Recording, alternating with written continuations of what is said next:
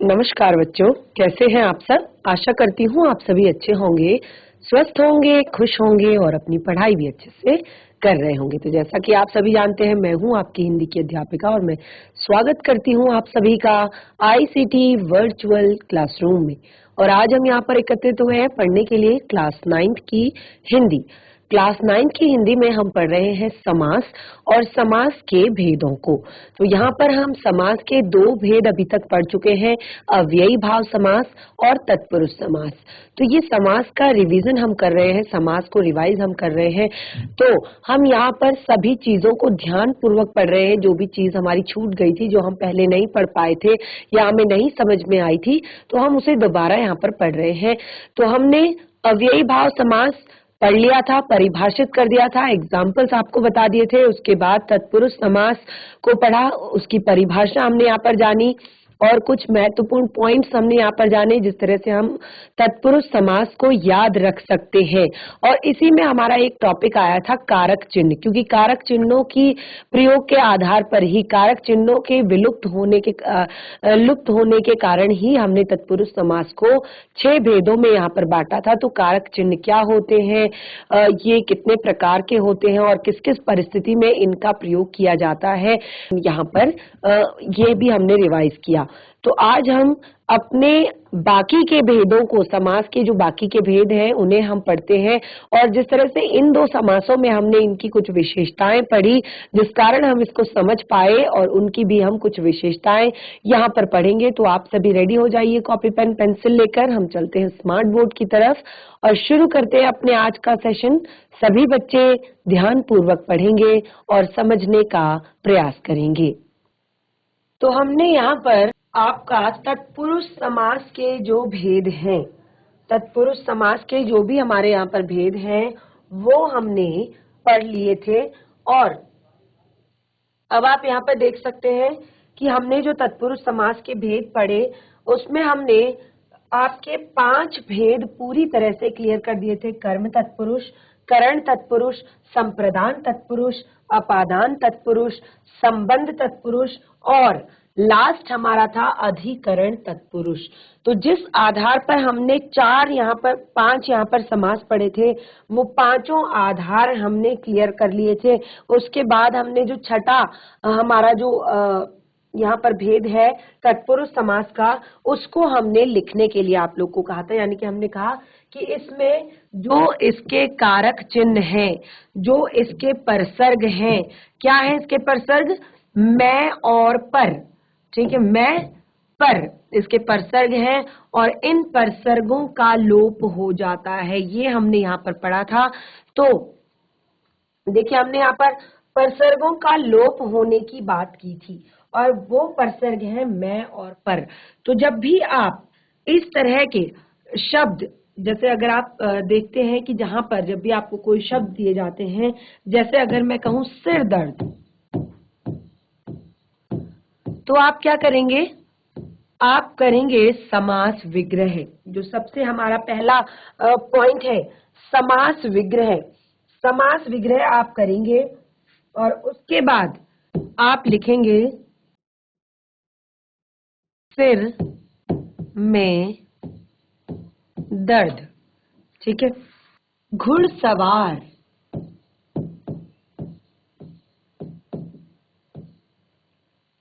घुड़सवार, आप इसको घुड़सवार शब्द का समास विग्रह करेंगे तो आप लिखेंगे घोड़े पर सवार। ठीक है, आप लिखेंगे घोड़े पर सवार।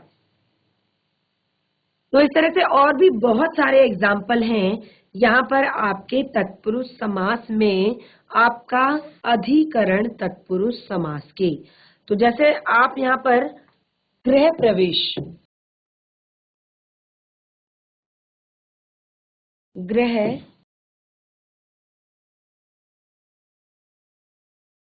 प्रवेश, गृह प्रवेश समास विग्रह करेंगे घर में प्रवेश। देखिए गृह की जगह आप, घर की जगह आप गृह भी लिख सकते हैं। गृह में प्रवेश, गृह प्रवेश, ठीक है। इस तरह से आपका रणवीर, रणवीर, तो समास विग्रह करेंगे। रण में वीर, रण में वीर। आनंद मग्न, आनंद मग्न, आनंद मग्न यानी कि आनंद में मग्न, आनंद में मग्न। व्यवहार कुशल,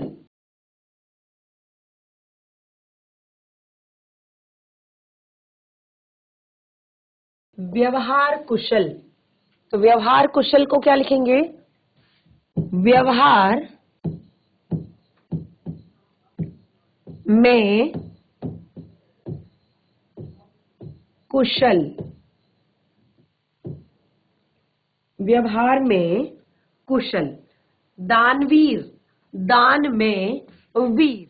तो इस तरह के और भी एग्जाम्पल्स आप पहले बहुत सारा शब्दकोश जहां पर आपको दिखता है, हिंदी की जो आपकी बुक्स होती हैं उनको देखेंगे, शब्दों को उठाएंगे, उनका समास विग्रह करेंगे और उसके बाद बताएंगे कि इसमें कौन सा समास आपका काम कर रहा है, इसमें कौन सा समास आपका लग रहा है। तो इस तरह से अभी तक हमने तत्पुरुष समास के 6 भेद यहाँ पर पढ़ लिए हैं। कर्म तत्पुरुष, करण तत्पुरुष, संप्रदान, अपादान, संबंध और अधिकरण तत्पुरुष। ठीक है। अगला हमारा जो समास है वो है कर्मधारय समास।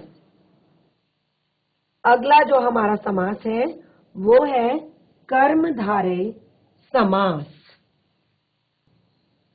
नंबर 3, 2 हम पढ़ चुके हैं अभी तक। कर्म धारय समास।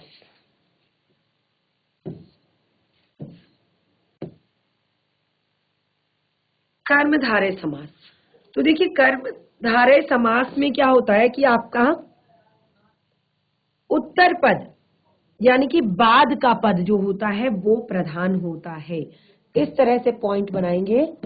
उत्तर पद प्रधान होता है। पूर्व और उत्तर आपको क्लियर है? पूर्व पद यानी कि पहला पद, उत्तर पद यानी कि बाद का पद। तो इसमें पूर्व पद आपका प्रधान होता है, जो उत्तर पद जो होता है, बाद का पद जो होता है वो आपका प्रधान होता है, प्रधान पद होता है। ठीक है। और दूसरा सबसे बड़ी बात है यहाँ पर, दूसरा पॉइंट सबसे मेन पॉइंट है कि एक पद आपका विशेषण होता है और एक पद आपका विशेष्य, मतलब दोनों में विशेषण विशेष्य का आपका संबंध होता है या उपमेय तथा उपमान का संबंध होता है। दोनों पदों में विशेषण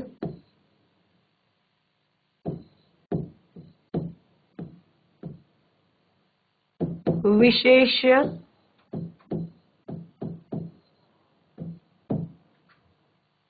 या उपमेय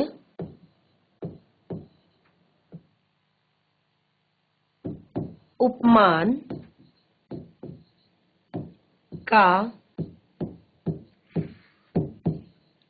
संबंध होता है।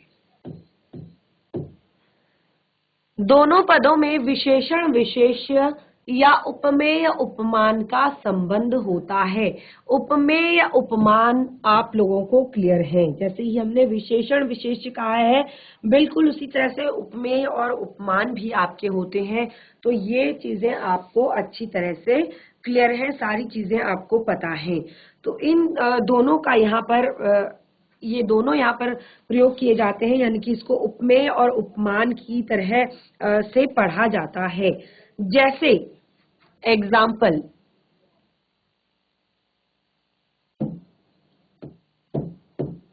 जैसे अब आप देख पाएंगे कि क्या आपका उपमेय है, क्या आपका उपमान है।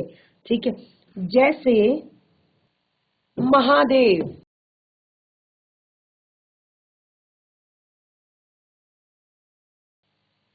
प्राण प्रिय,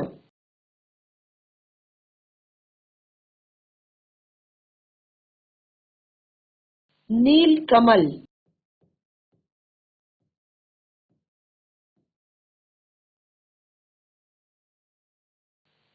क्रोधाग्नि,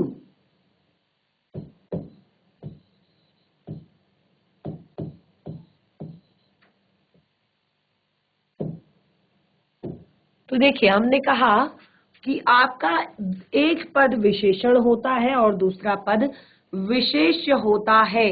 देखिए महादेव, महान है देव,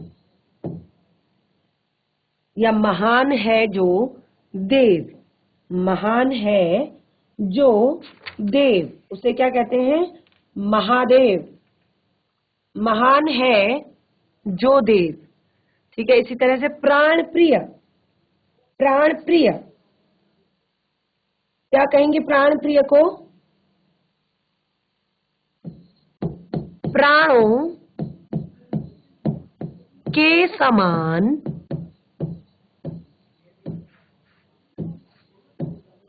प्रिय, प्राणों के समान प्रिय। नील कमल, नीला है जो कमल, नीला है जो कमल। इसी तरह से क्रोधाग्नि, क्रोध रूपी अग्नि, क्रोध रूपी अग्नि। तो देखिए महादेव, महान है जो देव, प्राण प्रिय, प्राणों के समान प्रिय, नील कमल यानी कि नीला है जो कमल, क्रोधाग्नि। एक पद विशेषण, दूसरा पद विशेष्य। महादेव में महान जो है वो आपका विशेषण है, देव जो आपके हैं विशेष्य हैं। प्राणों के समान प्रिय, किसके समान? प्राणों के समान। नीला है जो कमल, नीला विशेषण। क्रोधाग्नि, क्रोध रूपी अग्नि जो बहुत तेजी से धधक रही है, वो किस तरह की है? क्रोध रूपी अग्नि। ठीक है, ऐसे ही बहुत सारे शब्द बहुत इजी जो आपके आसपास आपको मिल जाएंगे। जैसे अगर हम कहें तो चरण कमल, बहुत ही सरल साधारण इसका एग्जाम्पल है चरण कमल। कमल के समान चरण, के समान चरण। तो चरण आपके क्या है? चरण आपके विशेष्य हैं, कमल आपका विशेषण है, यानी कि जो भगवान के चरण हैं उनको कमलों की संज्ञा दी गई है। ठीक है, इसी तरह से प्रधानाचार्य यानी कि प्रधान है जो आचार्य। पीतांबर, पीतांबर, पीतांबर यानी कि पीला है, पीला है, पीला है जो अंबर, पीला है जो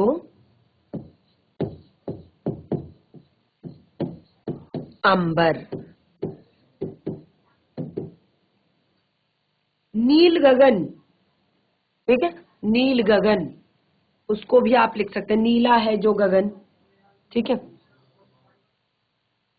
तो इसी तरह से हम यहाँ पर कुछ शब्द लिख देते हैं, नर सिंह या लोह पुरुष,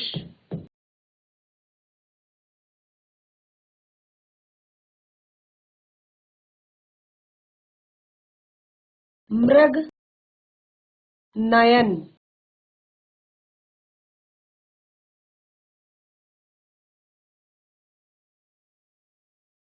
महात्मा,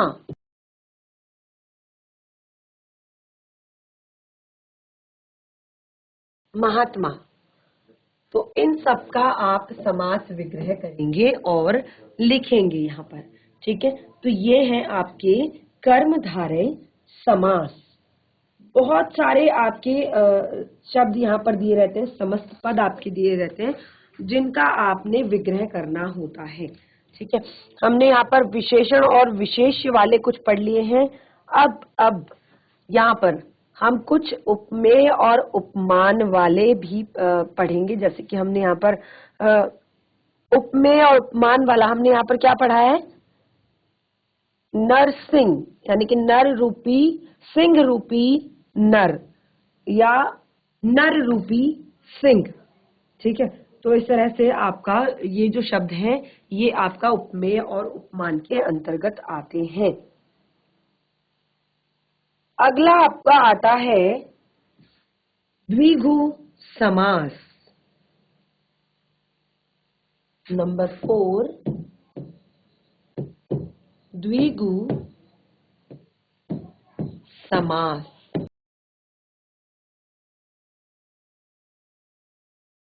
द्विगु समास, द्विगु समास का पूर्व पद संख्यावाचक होता है।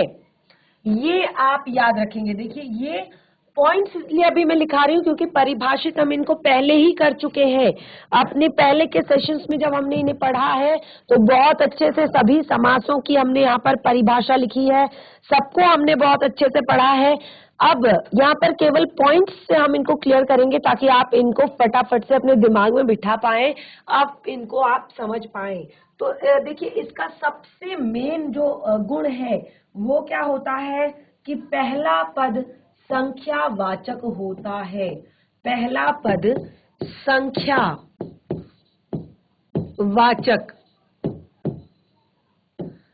संख्यावाचक होता है।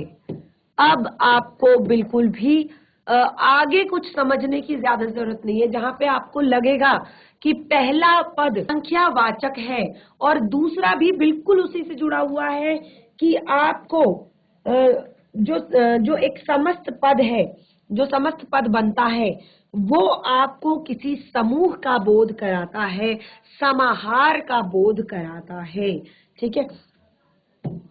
समस्त पद, पद समाहार यानी समूह, जो आपका समस्त पद बनेगा ना तो यहाँ पर वो आपका समाहार यानी कि समूह का बोध कराता है, समूह का बोध कराता है, ठीक है। हमने कहा कि पहला पद आपका संख्यावाचक होता है, पहला पद संख्यावाचक होता है और दूसरा पद समूह या समाहार का बोध कराता है। दो चीजें हैं, जब भी आपको ऐसे शब्द कहीं पर दिखाई देते हैं बिल्कुल कहीं पर भी कोई कंफ्यूजन अपने दिमाग में नहीं रखना है। जहां पर भी आपको ऐसे शब्द दिखाई देते हैं, नवरात्र, चौराहा, सप्ताह, तिरंगा, पंचवटी, त्रिशूल, त्रिफला, दोपहर, जहां पर आपको संख्यावाचक शब्द दिखाई देते हैं 9, 2, 7, 3, 5, 4, 8, तो ये आप कहेंगे ये आपका द्विगु समास है। कौन सा समास है? द्विगु समास है जहां पर प्रथम पद संख्यावाचक और जो समस्त पद है वो समूह का बोध करा रहा है, वो आपका द्विगु समास है। बहुत ही ज्यादा सरल, बहुत ही ज्यादा इजी, केवल जरूरत है तो आपको समझने की। जैसे कुछ एग्जाम्पल से हम इसको क्लियर करते हैं। नवरात्र, नवरात्र, नव यानी कि 9, रात्र, ठीक है, नवरात्र यानी कि 9 रात्रियां। क्या आपको ये बोध करा रहा है? अगर आप इसका समास विग्रह करेंगे तो ये क्या आएगा? 9 रात्रियों का समूह, 9 रात्रियों का समूह, इसे कहेंगे नवरात्र, ठीक है। या इसे आप कहेंगे नवरात्रियों का समूह, इसको आप नव भी लिख सकते हैं। जैसे हमने 9 लिखा है तो आप यहाँ पर नव भी लिख सकते हैं, नवरात्रियों का समूह। नव मतलब आपका नंबरिंग यहाँ पर आ रही है 9, नवरात्रियों का समूह। इसी तरह से दोपहर, दोपहर, दो यानी कि प्रथम पद संख्यावाचक, दोपहर यानी कि आपका 2 पहरों का समाहार, यानी कि जहां पर आपके 2 पहर मिल रहे हैं, ठीक है, 2 पहरों का समाहार। त्रिभुवन, त्रिभुवन, त्रि यानी कि 3, भुवनों का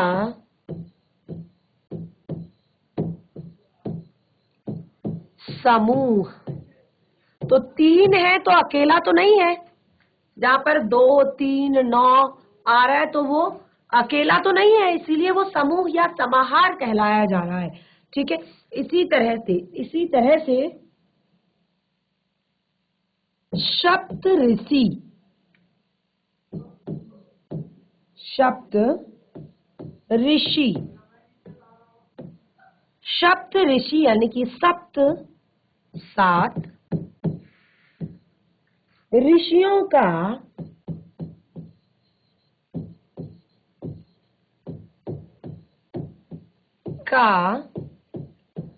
समूह। तो 7 ऋषि हैं तो अकेला तो हो नहीं सकता, इसीलिए समूह, 7 ऋषियों का समूह, इसीलिए हमने कहा सप्त ऋषि।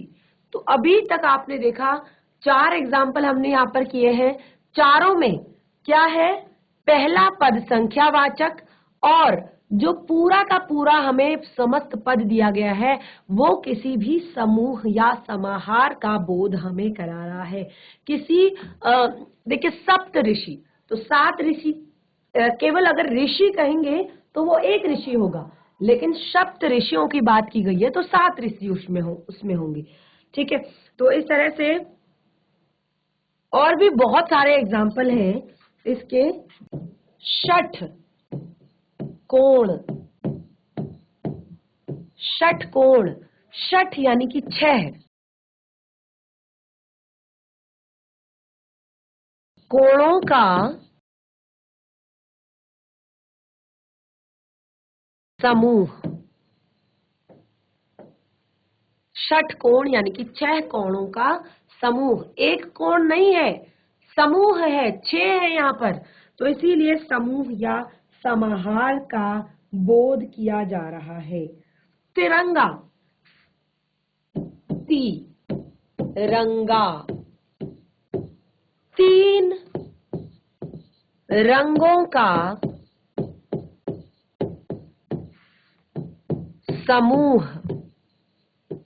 देखिए फिर से 6, 3 यानी कि पहला पद संख्यावाचक और पूरा का पूरा समस्त पद समूह या समाहार का बोध हमें करा रहा है। इसी तरह से चव राहा यानी कि 4 राहों का समूह। सप्ताह, सप्ताह यानी कि 7 दिनों का समूह। नवनिधि, नवनिधियों का समूह, 9 निधियों का समूह। ठीक है। पंचतंत्र, पंचतंत्र, पंचतंत्र, पंच का अर्थ है 5, तंत्रों का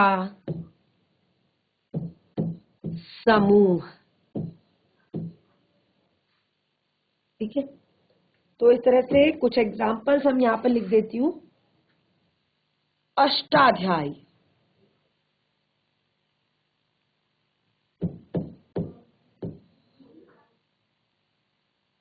अष्टाध्यायी,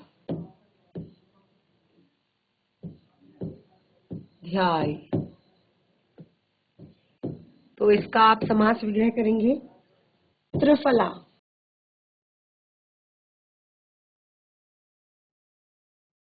का भी आप समास विग्रह करेंगे।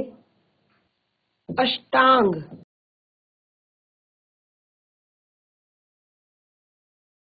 इसका भी समास विग्रह करेंगे।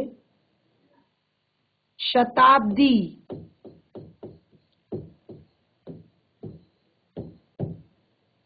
त्रिवेणी,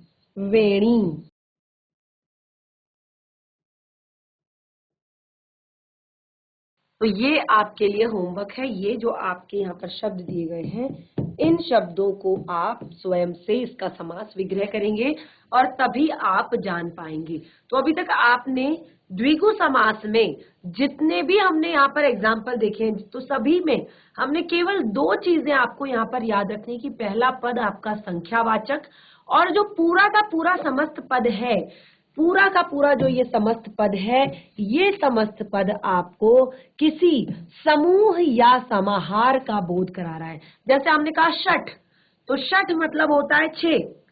ठीक है। तो षठ मतलब 6 होता है, तो 6 तो कभी अकेला नहीं हो सकता, 6 का तो एक समूह होगा, एक ग्रुप है। तिरंगा, 3 रंग है, तो एक अकेले की बात नहीं हो रही, 3 की बात हो रही है, तीनों का समूह है। पंचतंत्र, पंच यानी कि 5, 5 कभी भी अकेला नहीं होता, तो 5 का मतलब समूह, एक ग्रुप है। अष्टाध्याय, अष्ट मतलब 8, तो 8 कभी भी अकेला नहीं होता, 8 का एक पूरा ग्रुप होता है, एक समूह होता है। इसी तरह से शताब्दी, शताब्दी यानी कि शताब्दी, तो श का अर्थ होता है 100, तो 100 कभी भी अकेला नहीं होता, 100 पूरा एक समूह है। इसी तरह से त्रिफला या त्रिवेणी, त्रि का अर्थ होता है 3, तो 3 कभी भी अकेले नहीं होते, इसीलिए इनको हमने समूह कहा है। तो ये हमारा क्लियर हुआ अभी तक आपका अव्ययी भाव समास, तत्पुरुष समास, कर्मधारय समास, द्विगु समास। 5 द्वंद्व समास, द्वंद्व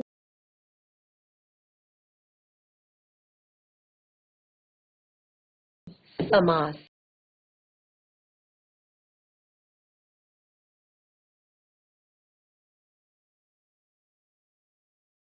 द्वंद्व समास, ठीक है। तो द्वंद्व समास क्या होता है, देखिए बहुत ही ज्यादा इजी है, बहुत ही ज्यादा सरल है। केवल और केवल कुछ चीजें आपने याद रखनी है। पहला पॉइंट आपने जो याद रखना है वो है, क्या है वो, दोनों पद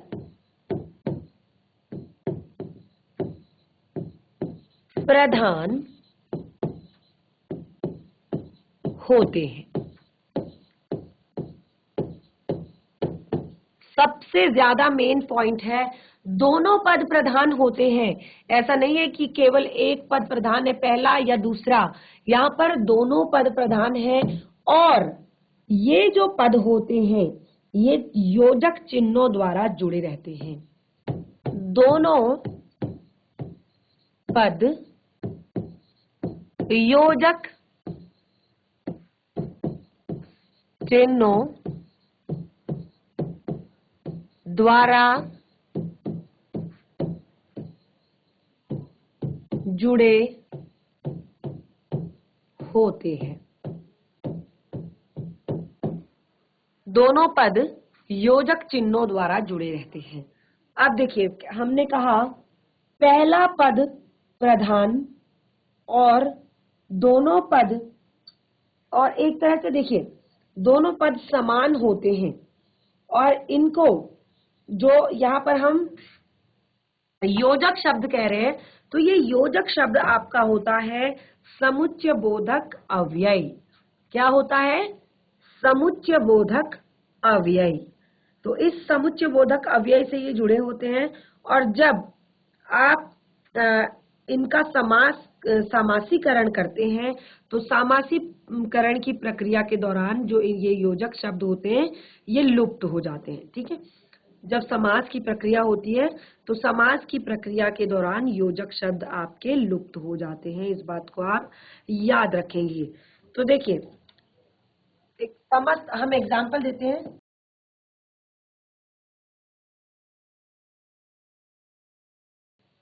जैसे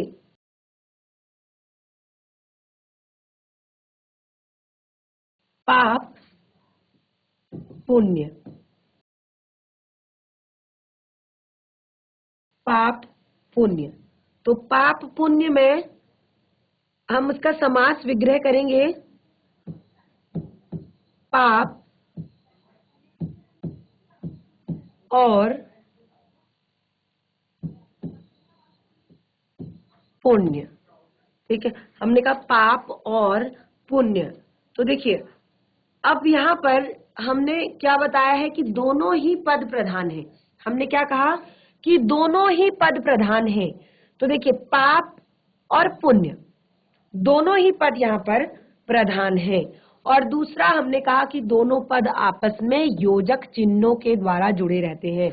और जब आप समास की प्रक्रिया करते हैं, समास की प्रक्रिया के दौरान जब आप इनका संक्षिप्तीकरण करते हैं तो इन योजक चिन्हों का लोप हो जाता है। ये योजक चिन्ह जो है इनका लोप हो जाता है। जैसे आदान और प्रदान। समासीकरण की प्रक्रिया करेंगे, आदान प्रदान। इस तरह से आप इसको समझेंगे कि जो दोनों ही शब्द हैं, दोनों ही आपके यहाँ पर दोनों ही आपके प्रधान हैं। किसी की भी ऐसा नहीं है कि कोई भी पद ऐसा नहीं है कि जो कम हो। आदान प्रदान दोनों ही एक दूसरे के पूरक हैं। माँ, और भी हम बहुत सारे एग्जाम्पल यहाँ पे लिखते हैं। मान सम्मान, दाल रोटी, राधा कृष्ण,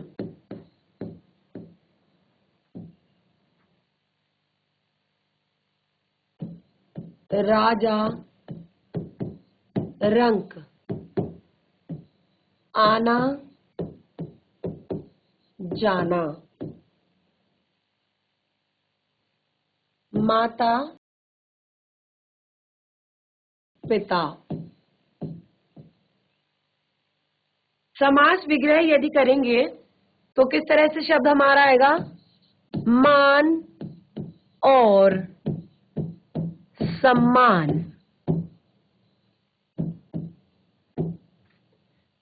दाल और रोटी, राधा और कृष्ण, राजा और रंग।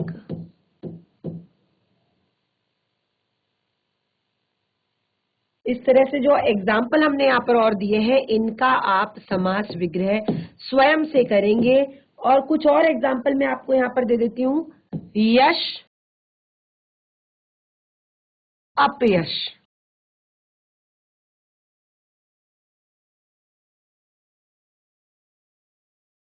जीवन मरण।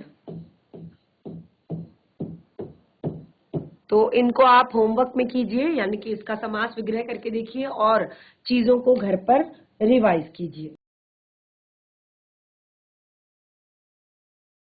तो बच्चों आज हमने यहाँ पर समास के जो बाकी भेद हैं, जैसे द्विगु समास, कर्मधारय समास और द्वंद्व समास, इनको हमने पढ़ लिया है। हमारा जो अंतिम भेद है बहुव्रीहि समास, इसको हम अपने नेक्स्ट सेशन में कंटिन्यू करेंगे। तो आज हमने जो कुछ भी पढ़ा, देखिए जब हम पढ़ते हैं तो हमें बहुत ही इजी, हमें लगता है कि बहुत आसान है, हम कर लेंगे, लेकिन जब हमें आता है कि हमें इन्हें सॉल्व करना है, हमें समास बताना है, तो हम नहीं बता पाते हैं, क्योंकि हम इनको रिवाइज नहीं करते हैं, इन पर प्रैक्टिस नहीं करते हैं। तो आप घर जाइए और जो भी होमवर्क आपको ये दिया गया है, इसको आप जरूर घर पर करेंगे और आपको आज जो भी पढ़ाया गया है उसको घर पर जरूर रिवाइज करेंगे। तो हमारा सेशन यहीं पे समाप्त होता है, हम मिलेंगे अपने नेक्स्ट सेशन में। तब तक के लिए धन्यवाद। आपका दिन शुभ हो।